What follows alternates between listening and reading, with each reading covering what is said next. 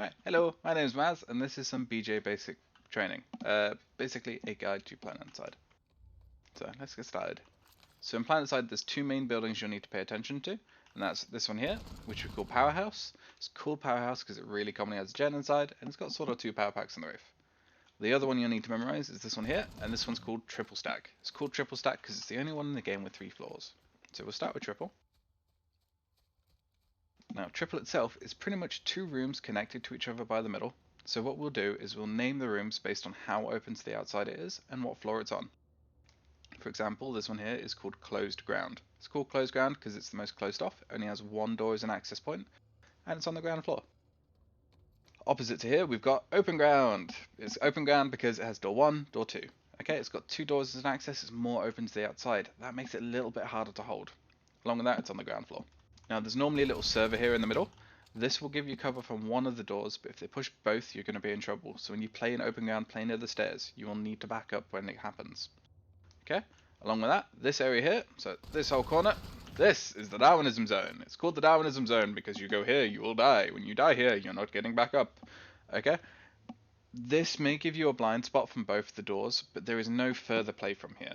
Okay, from this point, I've got nowhere I can back up to. Again, that's why we say when you play here, play near the stairs. Because from the stairs, if we get pushed, I can run up the stairs and use it as a fallback point to continue fighting. If I go here, though, if I get pushed, I've got nowhere to go. Okay, along with that, if a medic comes to support me here, I put that medic in danger because he has to cross a line of fire to get to me. So, if you can, avoid coming to this corner. Right, along with that, we also name the doors. So the doors are named based on their threat. So this is door 1 because it's the highest threat.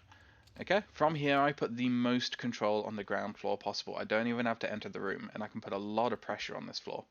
Okay, along with that, open room has 2 doors. So you've got door 1, and this is door 2. Again, if I push door 2 and door 1 at the same point, there is nowhere that you have cover. So keep that in mind. Door 2 and door 1 for open room.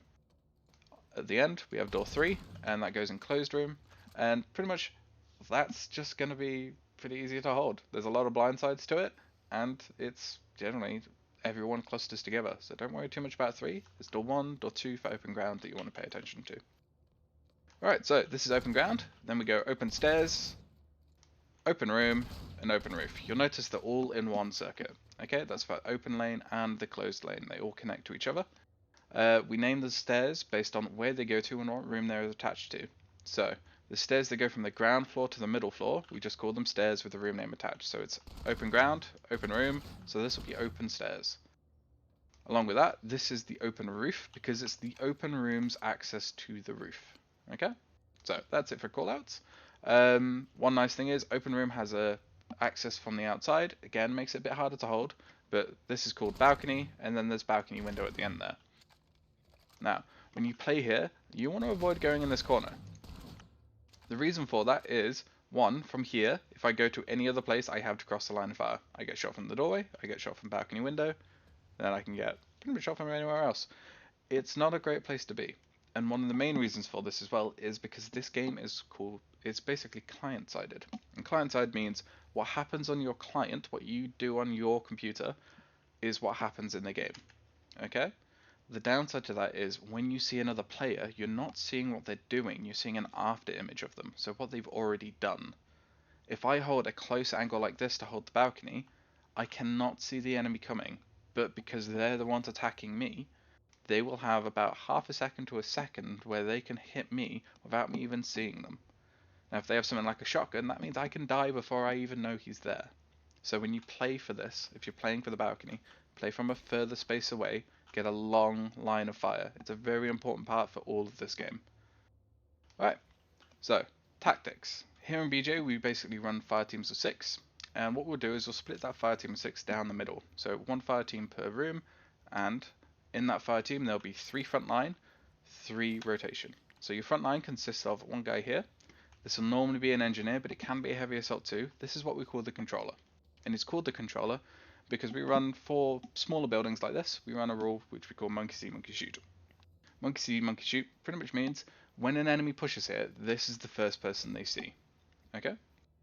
Even if they see another person, this is the first target that got their attention, so this will be the one they go for most likely. With that in mind, they base most of their assumption of how well or bad this hold is going based on this one controller. If I go down, they're going to think, right, we're a man up, we have an advantage, let's attack. Whereas if I stay alive, even if I'm not doing anything, they know if I get myself involved in this at any point, then I'm a man up. So they're not going to want to push so much while I'm still here. One thing we will do is if we have an engineer, we'll basically set up a turret and a barrier. That can be like so. You want to place them close together, and you want to place them around about the same time. It's how you get them within each other. So you'll notice these actually collide. It's a nice way of basically, one, blocking from anyone else putting down a turret, but also it gives you full cover between the turret and the barrier. Alright, so that's your controller. In the middle here, this will be your support. This is really commonly a medic, and it's basically his job is to maintain this front line. Okay, that can be through heals and revives, but it can also be through monitoring how well it goes. So if he gets into a situation where one of these two goes down, and he cannot revive them without being shot at, so basically they push up to the barrier and engage him, he's got two options. Either one, he calls for help, and he gets the help to basically cover him while he goes for it, but he will need that help to revive before he tries it. Or two, he's basically going to throw a brick of C4 down the center well of the stairs and blow up. If he puts enough bodies on the floor, the enemy's going to see all the corpses and go, oh hell no, it is not worth it. It's a nice way of basically controlling the flow of battle. Give them a reason to fear coming up here, so he has time while they're hesitating. Along with that, here in BJay, we try and keep res times down to about 5 seconds. So that means you die within 5 seconds, you get revived. If you don't get revived within that time, start making noise. Tell your medic you're down. They will get to you. It's really important for res times to be as short as they can be. Alright, so you've got your controller, your support, and at the end here, this is your killer. This is normally going to be a heavy assault, preferably with a large magazine, and it's his job basically to kill people. That controller is not going to stay alive forever, so it's his job to put bodies on the floor. And by bodies, I mean he's going to fully kill people. If he can get damage, go for damage, but he wants to prioritize putting people on the ground.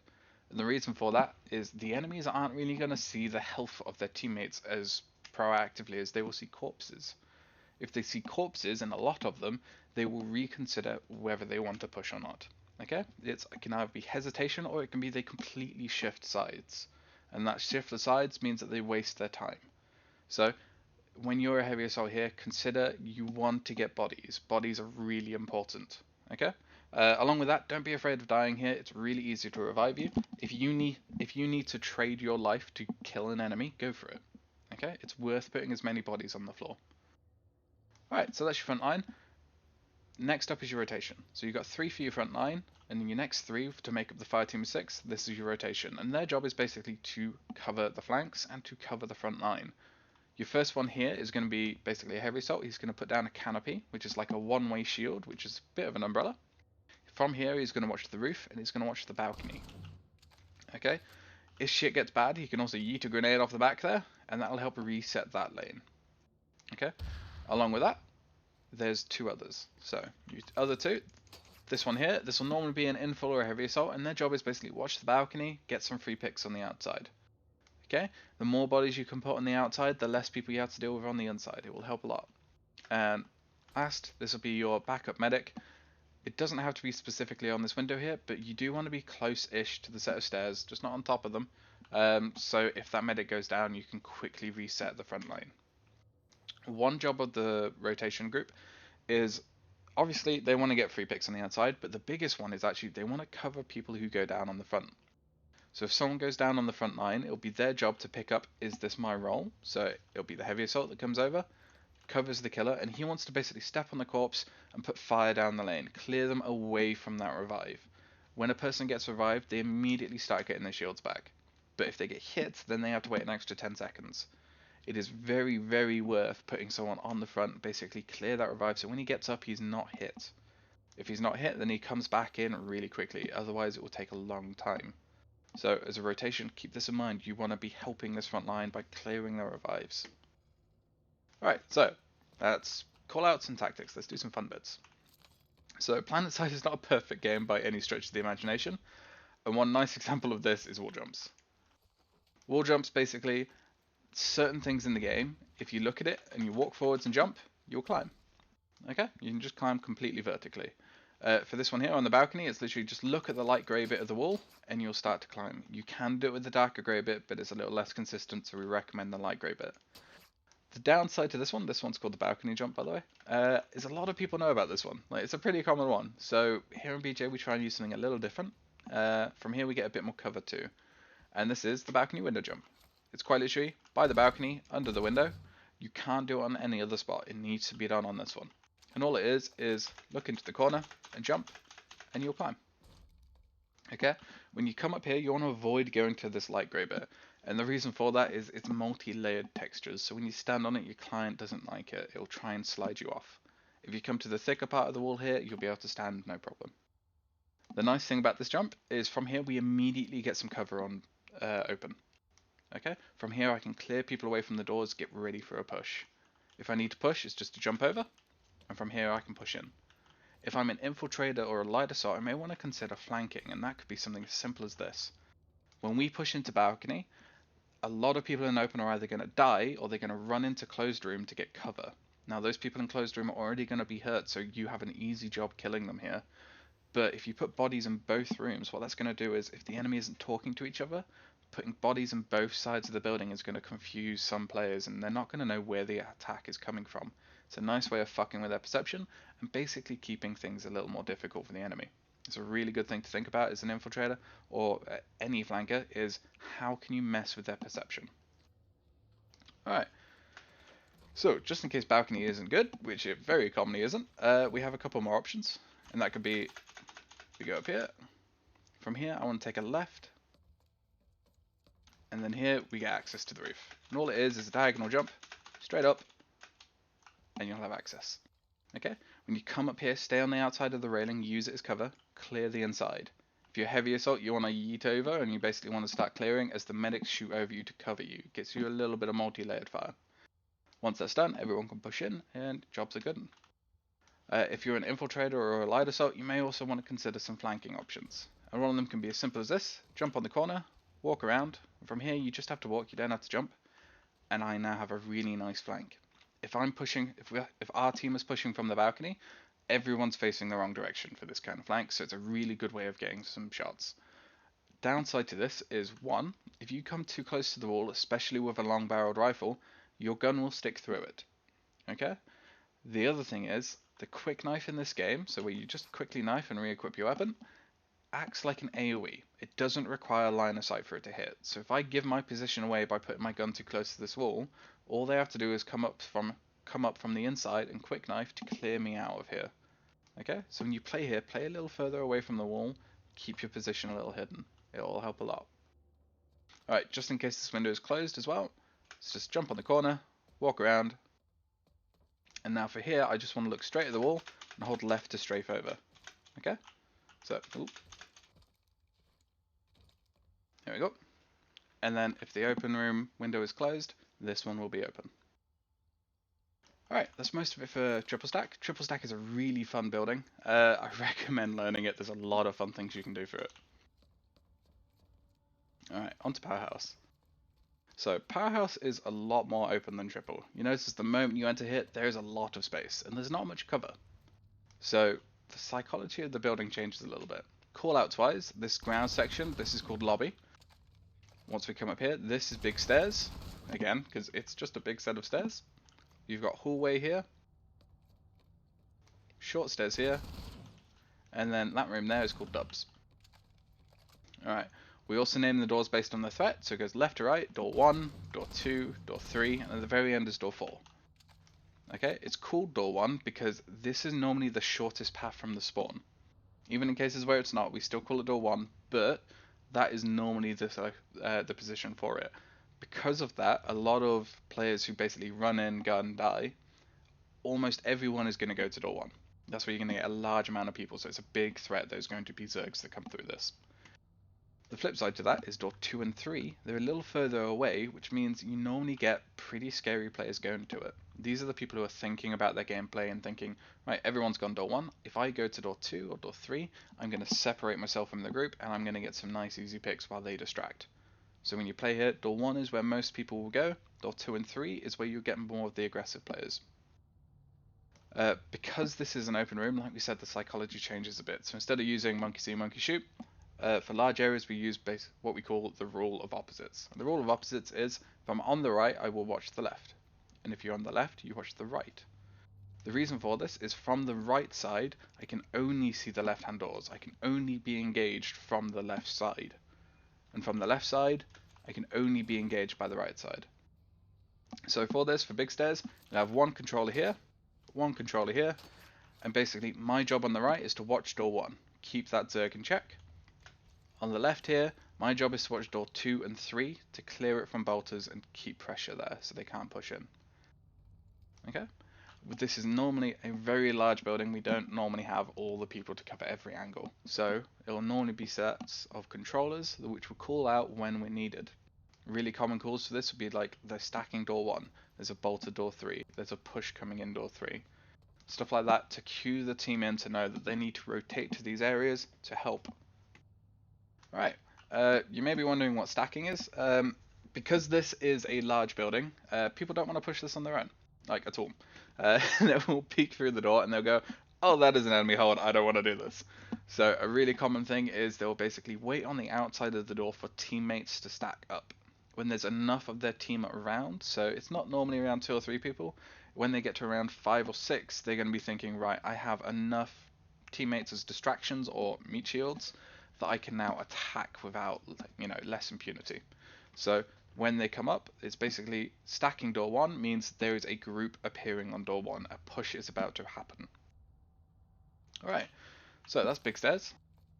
Come across hallway, this is short stairs. Short stairs is pretty easy. Short stairs is quite literally, turret goes up, right in the middle, as close to the front as you can get it. And the reason for this is a turret, you can only shoot the person on turret in the face. You cannot see the guy in the face from the outside door. Now you can crouch to see it, but if you crouch in front of a turret, that is a pretty good way to commit suicide. Okay? This makes it basically really difficult to kill that turret. It's a really difficult spot to manage with, and because it's in the middle, it's going to catch a lot of grenades. Especially those who, panic through the grenade because they start getting shot by the turret. One downside to this is if they push into lobby, so they come down here, they can engage the turret without the turret returning fire. So if lobby gets pushed, call it out. It's a way to tell the turret he needs to back up, place his turret further away.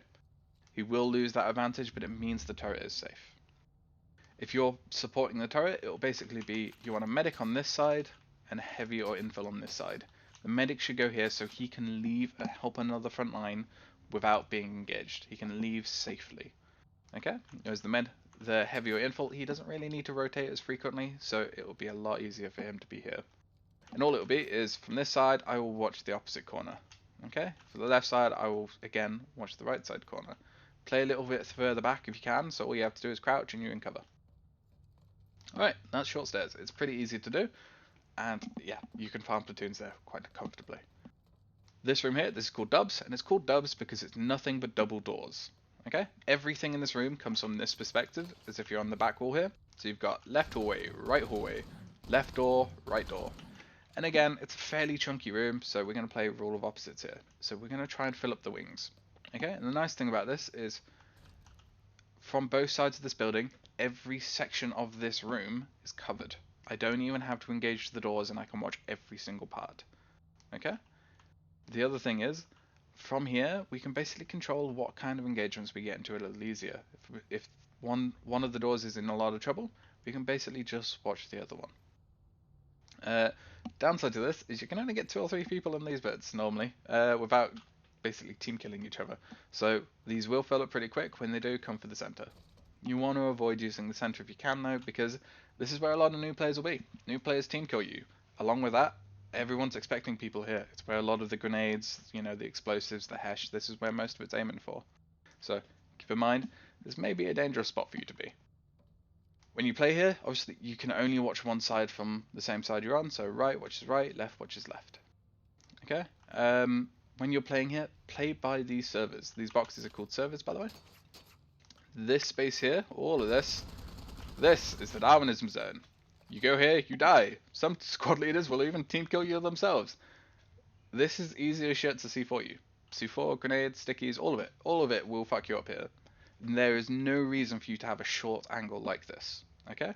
Unless you're trying to catch someone off guard, it is not a great place to be. And so many times people are here that you're not going to catch them off guard by standing here. So play for a longer angle, play by the servers, it'll be a lot safer for you. If you die here, it is going to put your medic in danger to get you back up.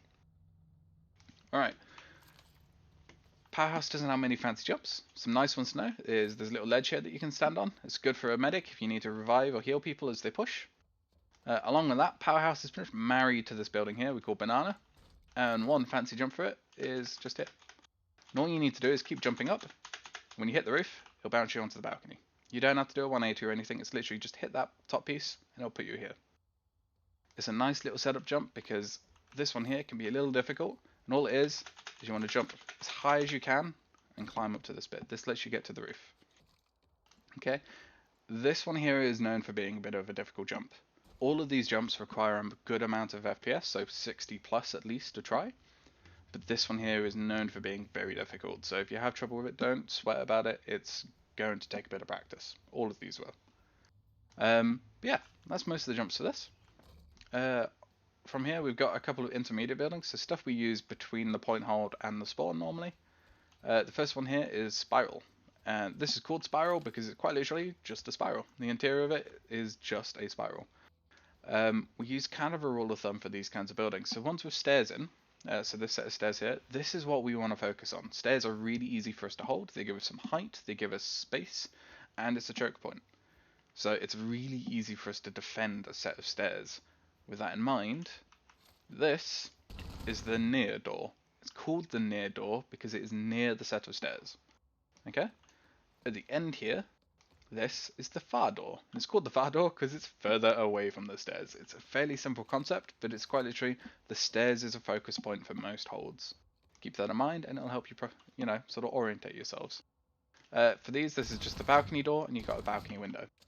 For Spiral itself, it does have one sort of niche jump, and that is if you go around the end of it, the side that doesn't have the doorway on, you can diagonally jump here.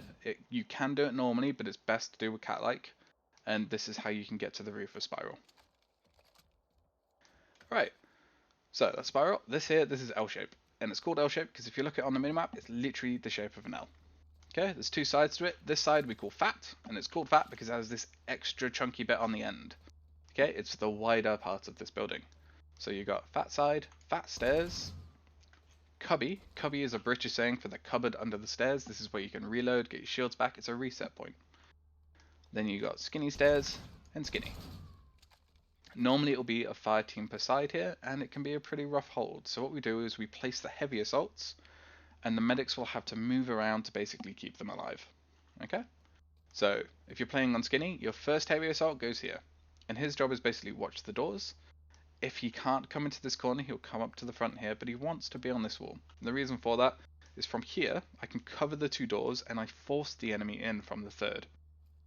They have no effect from the outside there, so they have to enter to do something. I can control the enemy's position a little bit more from here. Whereas from here, I can get shot from outside of all three. It can be a pretty dangerous spot. Alright. Second guy is going to go here, and his job is balcony. Balcony is a really big deal here. You can imagine, once C4 goes there, everyone is dead. Okay, balcony must remain clear at all times, especially for Skinny. Okay, there's a very narrow space here. It is going to be dangerous if that happens. Alright, that's your second guy. Your third guy, he's going to go here. And basically he's going to be watching underneath Fat. Okay, just give him a little bit of a hand, save them jumping up on the railing. And when Skinny gets in trouble and that side is fine, swap over and you can deal with the stairs from here. Okay, you do want to play with this cover plate so it's blocking one of the doors. Okay, it's a little hard for them to get a good shot on you from outside of there, so don't worry too much about that one. You just want to play with this cover plate watching one of the doors for you. Alright, so that's Skinny. On to Fat. Fat will normally put Engineer or a heavy assault here. If it's an Engineer, he'll go without the cover plate. If it's a heavy, he will use it. Again, FPS, cover is really important. One thing you may notice is these cover plates, they bow outwards. They're not flat pieces of cover, they extend outwards. And the reason for that is when you crouch in this game, your knees and your head extend further than your camera model. So what that means is basically if you crouch near something, your head and your knees will stick out over the cover. If this wasn't bowed, your knees and head would stick over it. that in mind, if you crouch near a piece without cover, they can shoot you from underneath without you even seeing them. Don't passively crouch. It's a really good way to get yourself killed. It will give the enemy an opportunity they wouldn't likely have otherwise. Alright, so first time he goes here, he's basically just going to watch the stairs. Okay, he can watch the balcony as well, but his main job is the stairs. Your second one's going to go here, and his first job is actually Skinny. Skinny is a really difficult place to hold. Help them out as much as you can. Clear space. If Skinny's fine, watch the underside, but keep checking back on Skinny. They will need your help, and they will love you for it. Your third one's going to go here, and he can swap over if stairs gets pretty nasty, but his main job is balcony. Now, when we say this, it isn't so big a deal for Fat if balcony gets pushed. The reason you're placed on this is to help Skinny, mostly. Okay? With that in mind, though, if it comes to a choice of they're pushing the stairs and they're pushing the balcony, clear the balcony. The balcony is more important than the stairs. The reason for that is, if the stairs goes, you can beacon the balcony to reset your team. But if the balcony goes, they can still flank half of your group. And that will basically cause a pinch on Skinny, which means you will lose half of the building. It is better for you to get the beacon up and reset your team if they're going down, not holding the stairs, than it is for you to try and, attack and not get an opportunity at all. Right. Lshape doesn't have many fancy jumps, but some nice ones to know is there's a little shortcut here. This is how you get up to Fat without much difficulty. This area, by the way, is called Catwalk, and you got Catwalk window. There's also a little catch just here. Okay, and while this isn't great on its own, there's really commonly like boxes underneath here that will let you get up to this point. If you can jump to this little catch, all you have to do is jump across and you're back up. It's a nice way of shortcutting things if the terrain is if the cover options are available for you to climb. Other things is the whole of Lshape and all of it, you can just walk around the edge. Okay, you don't have to do any fancy jumps. Literally jump up to this ledge and you walk around as you go. This can be nice as an infiltrator, but you want to keep in mind you don't want to go over the enemy. So if they're on Skinny, go around Fat. If they're on Fat, go around Skinny. You don't want to be right above the enemy. That's a good way to get yourself killed, because if they're underneath you, you're literally just a sitting duck. There's nowhere for you to go, and you are going to die. You're not going to get revived on the outside, so keep that in mind. Other nice thing is, from Lshape, you can use it as setup. So if you're going from Lshape to another building, you can normally shortcut a few things by just going around the outside. Alright, onwards and upwards. This is a silo. It's called a silo because it's literally a silo. If you look at the black outline of the metal banding and jump, you'll climb. Now you don't want to look away as you get to the top. Just keep looking at it and you'll basically jump on top of it. From there you can look away. Nice thing about silos is there's a lot of cover here. So I can put things inside like a beacon if I need to. And from here, I can basically pick and choose my fights. Not many people can come up here. It's a good thing for a tech plant. If you clear a point, and there is a Sunday here, you can climb that end silo and jump from silo to get to the Sunday. It allows you to limit how many engagements you have to deal with, or basically to allow you to choose who you want to fight, instead of just having to fight everybody. It's a nice little trick. One thing to keep in mind though is if you go from a silo, if you jump off of it, you will take some shield damage, and that'll come in handy in a sec.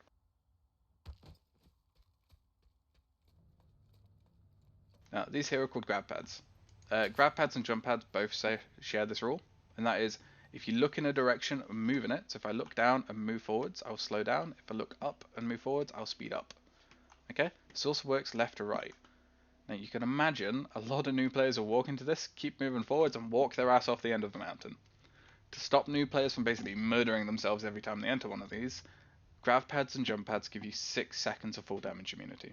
And those 6 seconds only count down while you're on the ground. If you leave the ground for any reason, that 6-second timer will reset itself and you will keep your full damage immunity. And by leave the ground, I mean anything other than a jump. So even if I jump on this and then jump off, that will reset my timer. All I have to do is jump on, jump off, and I'm good. Okay? A nice example of this is what we call the silo jump. And it'll literally be, we'll send an infil up the grav pad, and he will yeet himself off, jump to the silo, and from here I can clear the outside doors. It's a nice way of clearing the exit if you need to push out. And again, you'll notice I don't take full damage. Alright. These things in the distance, these are called coal stacks. They're not as common in the game, but one nice thing is they're easy to jump. You'll also notice that thing there, exactly the same thing, just a different size. They also have a smaller version themselves on top of these. Now, one nice thing about coal stacks is every single surface of it you can jump. All you have to do is look at it and go, and you'll start to climb. Okay, that segues nicely onto this building here. This is called a double stack. You can tell because it's got this stripe that goes down one end of it and 3 solar panels on the roof. Now, it's weirdly referred to as the cake of the game for some reason, and the reason for that really is there's like a layer of sheet icing that goes over the top. You'll notice this white part of the roof. It's literally like someone got sheet icing and just plastered it over the top of the building. Now, the nice thing about that is just like in real life, the icing is the best bit. All of this white part you can jump. Okay? If you're jumping for the inside here, you want to go from this inside wall where you get a nice bite and go to the outside wall. If you jump on the inside part, this roof piece will push you out and you'll have to start again. This also works for the outer edges of it, so I can go from here and get to the roof as well. Alright. As for the inside of a double, we basically have 2 sides to it. This bit, this is the back. It's the back. You'll notice it has the door and the window on the same side. It's how you identify it. It's called the back because it normally faces away from the spawn room. It's harder to get to. This bit, this is the front. And it is the front because it has the door and the window on the different floor and it faces the enemy spawn room 9 times out of 10. If you're playing for the front, you'll basically be playing for this area here. And this is the only unique callout for it, and this is called box. Okay, it's literally the box in the building. Don't stress too much if the enemy gets in here. It's pretty easy to push them out. It just takes a couple of grenades. If you're playing here, it will normally be turret sets up, and he wants to set up facing that other corner. And he'll put a barrier beside him as well. Oh, placed it a bit too late. Come on. There we go. Okay, and the reason I want to do this is so I can look to my left to cover the door and look to my right to cover box. Alright. If you're playing here as a heavy or an engineer, you want to play on this ground bit. Medics will be playing above you. One thing you'll notice if you look at this line here, this is your cutoff line. Okay, if I'm on this side of it, my medic can no longer heal and revive me. If I'm on this side of it, they can. It is much better for me to die right here in front of the door than it is for me to die all the way back here in this corner. Okay, and the reason for that is if I die here, my medic has to put himself in danger to get me. Whereas from here, I can be recovered and revived in peace over and over again until I get back to a safe spot. Keep that in mind. There is a distance that your medic can actually reach. You don't want to extend out of it. Right, so that's the hold for there. If you're holding up here, there'll normally be 2 servers here that will give you some cover. If you're on the left of it, you want to watch the door. If you're on the right of it, you want to watch the window. Okay, for your turret setup, it'll be pop it on the left along with your barrier, and that'll help your teammate hold for the door. Alright, and that's most of it for double. It actually kind of cocked up that barrier placement. So, well, the barrier and the turret. Sorry, bulldozer. Alright, this building here, this is called Vshape. And this is the largest of the small class buildings in the game. For any of these small buildings, there is a rule of thumb we use, and that is this space here. This is called short, and it's called short because the door has a short view distance in. Okay? Anything past this line, this is called long, and it's called long because the door has a long view distance in. Long is normally the harder one to hold because they have more effect from the outside than short does. Keep that in mind when you hold. But for any of the smaller buildings, that's the rule of thumb. It's quite literally how the doors are orientated. And you'll have long and short door as according. For the tech plant itself, while we're here, there's a couple of fun jumps. There's this one here, which is tech plant shield jump. All it is jump off that little high point and you'll come up to this bit. This allows you to bypass the shield if the shield isn't yours. You'll also notice this little cylinder here doesn't have a hitbox. If you're in info, put your recon inside of it, it'll just make it a little bit more annoying to get. Alright, once we're up here, I kind of cocked it up, but when you get up to this point, you want to decide where you're going. So if you go to the left, there's Gravpads. The Gravpads will basically, it's quick and dirty travel. While you're in it, you can make much more distance faster, but you can't return fire while you're in it. If you go to the right here, there'll be a set of stairs. Now the stairs, it's slower travel, because you have to actually walk and travel through it, but you can fight your way through this. And what you want to be basically doing is, if you're a frontliner, so you're an engineer, heavy, or medic, if the enemy is defending this, fight them. That doesn't mean push them, it just means attack them, get their attention. While you're keeping them busy here, your info is going to do this. That is quite the treat. Jump up, walk this bit. From here, it's a sprinting double jump, and you've got a nice flank. While the enemy's down there keeping your team busy, you can come up here and finish them off. Okay, a lot of tactics in this game are like magic tricks. Make them look at one hand while ignoring the other. Alright, for the tech plan itself, this area here is called Big Gun, not sure if you can figure out why. And the rule of thumb for this is if you're a fire team, just one fire team watching Big Gun, you'll come up to the center here. And from here you can watch both doors. If you're a whole squad, we'll normally put a fire team per side. So one fire team here and one fire team on the other end. From here I've got a longer sight line, so it's a little bit easier for me to deal with maxes if they rush through. But it also means I'm near the stairs, so if anything goes wrong or they push the stairs, we're very close to it, it's a lot easier for us to get access to. With that being done, that's Big Gun. From here, we've got Point, and you want to avoid just sprinting in here. Like, this is a good way to get yourself killed. Obviously, we're a fairly medium-sized outfit, we only run a couple of squads, so every person in the squad is valuable. And you want to consider how much value you are basically giving to the team while you're in it. If you run in, die without getting any damage or any kills, you haven't really, applied much value to what you are in the team. So when you do this, take it slow. Start with the corner, deal with the first set of panels. Once that's done, deal with the point, last set of panels, and then push in. You don't want to just run in willy-nilly. It's a good way to get yourself killed without applying anything for your team. Alright, some fun jumps here. It's literally just sprinting double jump at the end here. And this will let you get up to see the other side. If you're in infill, you can put your recon down here. It's a nice place to hide it. And same for the other side. Sprinting double jump at the end. And this will let you see Big Gun. Alright, so that's the point. Across from here, everything past this point, this is balcony. So you've got left balcony stairs, main balcony stairs, and then you're on the balcony itself. Now everything in the tech plan, everything is from this perspective if you're standing on these panels looking at it. So you've got left Gravpads, right Gravpads, left stairs, right stairs. Okay? Along with left balcony, right balcony. It gets a bit funky because it flips over. So you have left balcony door, right balcony door. Okay? The perspective changes when you go for balcony doors.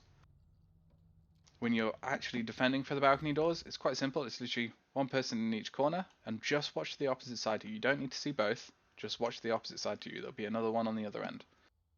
Okay? If you're an engineer, you may want to consider putting a barrier straight in the middle, and then your turret can go back here. What this is going to do is it's just going to give you a couple of extra sight lines. So you can have one person here, another person here, one in the corner, and then the turret can also help. Alright. Again, this is an open space, a very large and open space. So rule of opposites takes place here. If you're on the left, watch the right. If you're on the right, watch the left. I cannot see the left-hand side while I'm on the left as clearly as I can the right side. Trust your teammates, they are trusting in you. Watch each other's flanks. Okay. Down here, this is the vehicle bay. So there is a little sort of donut shield. That donut shield goes directly to the enemy spawn. Okay, they can use that to get here without taking any damage. It's quite common. You'll see 12 maxes pop out of there like daisies. When that happens, call it out. The call out for it is the tunnel, and just tell us what's coming through it. If we're holding here, keep in mind that vehicles can push through the vehicle gates and push you away from that. If that happens, you want to come over here. From here, it's literally just come to this corner. This is the only time you'll passively crouch. From here, I can watch the vehicle bay. If I get in trouble, it's literally just sprint away and double jump to get back to safety. You don't want to use the Gravpad because if you get killed while going into the Gravpad, you will float away. Whereas if I die here on the railing, I can be recovered. So keep that in mind. Don't just yeet yourself into the Gravpad. You can lose your corpse if you do that. Another fun thing, this is more for solo play, is if you come with the Gravpads, you start an engagement here and you immediately regret it. There's a fun little line of sight break just here. And this is how you can hide yourself if you get into a bad situation. Keep in mind, this bit doesn't have a hitbox. So don't trust it, it's only this bit that works. Also, the same for the other side. Alright, and that's BJay Basics. This is stuff that we expect everyone in our outfit to know, and everyone can expect from you if you're in BJay. This is also fairly common stuff for most midfits, so outfits that accept new players but are attempting to get better at the game. This is also fairly common stuff across a lot of outfits. If you're having trouble with anything, so you want to master a class or you're having trouble with a certain base, talk to one of our mentors in BJay. We'll happily give you a hand. This is just basics. There's a lot more to the game. This is just an introduction to what we call things and how we get around a place. With that in mind, this is not something you need to know, but it's something everyone does in BJay. It's kind of like a rite of passage at this point, and this is the rafters jump. If you can pull this one off, fair play to you. You'll either get a clap off someone or they'll team kill you because they haven't figured it out yet. It's a very difficult one to do, but that's BJay Basics. I hope you enjoy it. If you are a part of BJay and you've just joined, don't just watch this video and feel like, okay, I've done BJay Basics, I'm fine. Talk to one of our mentors. We will go over some more topics based on what classes you like and give you a few more pointers than this video will show. This is just as a sort of recap for anyone who's forgotten. Alright, with that, thank you for watching, and yeah, see you in BJay.